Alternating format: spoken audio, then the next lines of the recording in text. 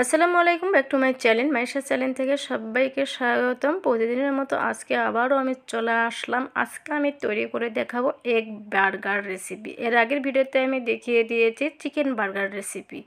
দেখুন এতটাই মাইশার পছন্দ যে চিকেন বার্গার খেয়ে আবার শুরু করে দিয়েছে এগ বার্গার রেসিপি খাবে। চলুন দেখে নেই, চলুন তাহলে তৈরি করে নিই।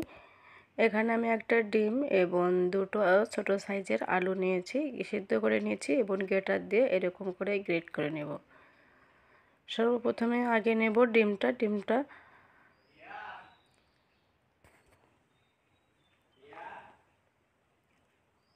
এরপরে আমি নেব আলু,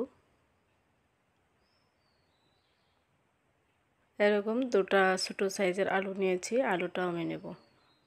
গ্রেটার দিয়ে গ্রেট করে নেব। পুরোটা দেখলে ভিডিওটা অনেক বড় হয়ে যাবে। এরই মাঝে আমি আলু ডিম গ্রেট করে নিয়েছি, দিয়ে দিচ্ছি কুচি করানো একটা পেঁয়াজ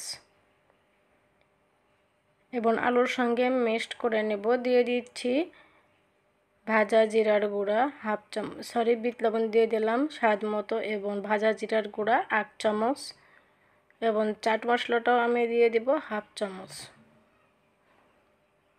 ভীষণই মজার হয়। এর আগের ভিডিওতে আমি দেখিয়ে দিয়েছি চিকেন বার্গার রেসিপি। আজকে আমি তৈরি করে দেখাবো এগ বার্গার রেসিপি। আশা করছি ভালো লাগবে। ভালো লাগলে অবশ্যই একটি লাইক দিবেন। আদা রসুনের পেস্ট দিয়ে দিলাম 1/2 চামচ, হলুদ গুঁড়া 1/2 চামচ এবং মরিচ গুঁড়া দিয়ে দিলাম 1 চামচের একটু কম হবে।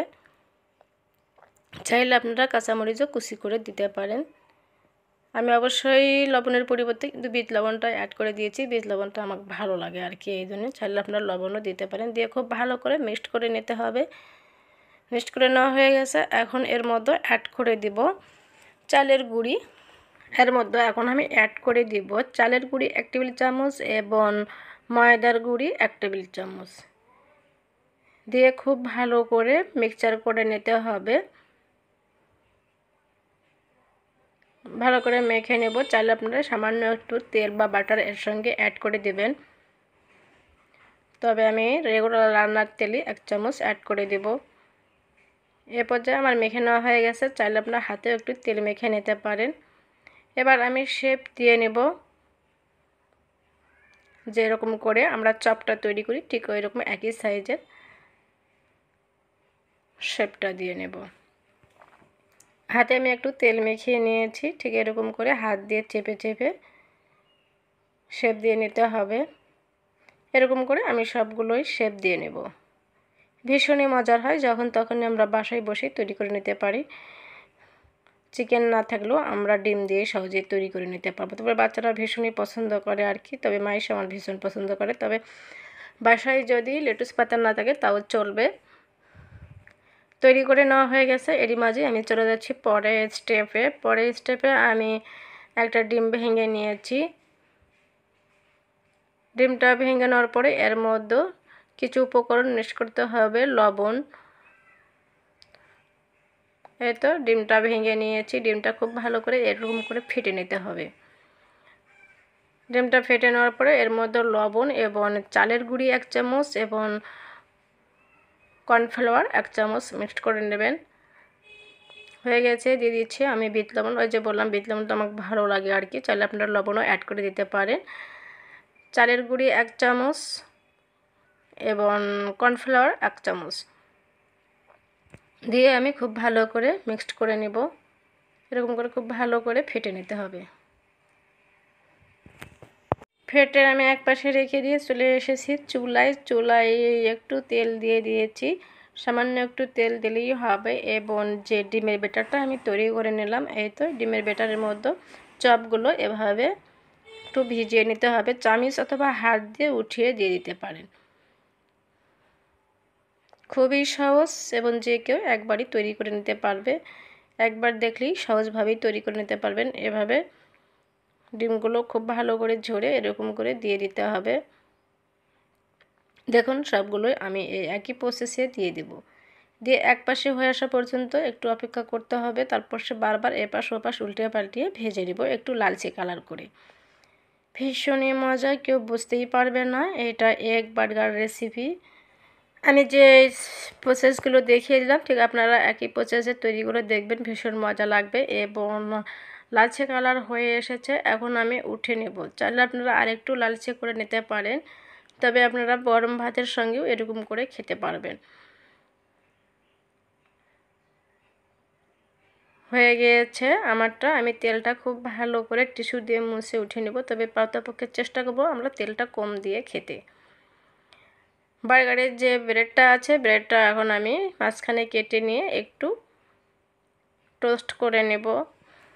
এর আগের ভিডিওতে আমি দেখিয়ে দিয়েছি, তাই আজকে পুরোটাই আমি দেখালাম না। যেগুলো বেঁচে গিয়েছে এগুলো আমি এরকম করে অমলেট করে নেব। এরকম করে সবগুলোই অমলেট করে নিতে হবে। হয়ে গেছে, এখন আমি ব্রেডটা এরকম করে এপাশ ওপাশ একটু টোস্ট করে নেব বা ছেঁকে নেব। এভাবে সবগুলোই ছেঁকে নেব। এর আগের ভিডিওতে আমি দেখিয়ে দিয়েছি কিছু পেঁয়াজের রিং করে নিয়েছি এবং ভিনেগার এবং বিট লবণ দিয়ে আমি মেখে নেব। এতে করে পেঁয়াজের যেটা গন্ধ আছে গন্ধটা লাগবে না, ভীষণই ভালো লাগবে। আপনি বুঝতেই পারবেন না পেঁয়াজ খাচ্ছেন না কি খাচ্ছেন, একদম বোঝা যাবে না, কোনো রকম স্বাদ লাগবে না এবং পেঁয়াজের যেটা গন্ধ আছে ওটাও লাগবে না। এরকম করে মেখে নেবেন। যখন আপনারা বার্গারটা তৈরি করবেন এই স্টেপগুলো ফলো করলে আপনাদের বার্গারটা একদম পারফেক্ট হবে। দিয়ে দিচ্ছি সামান্য একটু বিট লবণ দিয়ে এরকম মেখে নিতে হবে। এর মাঝে আমি শসা এবং টমেটোটা কেটে নিয়েছি। এবার তৈরি করে নেওয়ার পালা। এখানে আমি যে ব্রেডগুলো একটু টোস্ট করে নিলাম ওইগুলো ভালো করে এখন সেজে নেওয়ার পালা। তবে আপনাদের পছন্দ মতো আপনারা সেজে দেবেন। যে ডিমটা আমি অমলেট করে নিলাম ওইটা আমি ওপরে দিয়ে দিলাম। চাইলে আপনারা বার্গারের সসটাও আগে দিয়ে দিতে পারেন, বললাম না, আপনাদের পছন্দ মতো আপনারা সাজিয়ে নেবেন। দিয়ে দিচ্ছি আমি শসা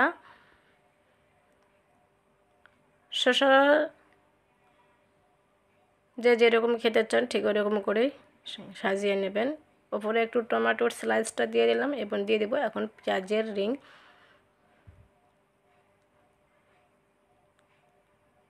ছাড়িয়ে আমি দিয়ে দিচ্ছি বার্গারের যে সসটা আছে। এর আগের ভিডিওতে আমি দেখিয়ে দিয়েছি সসটা কিভাবে তৈরি করতে হয়, তাই আজকে আমি আর দেখালাম না।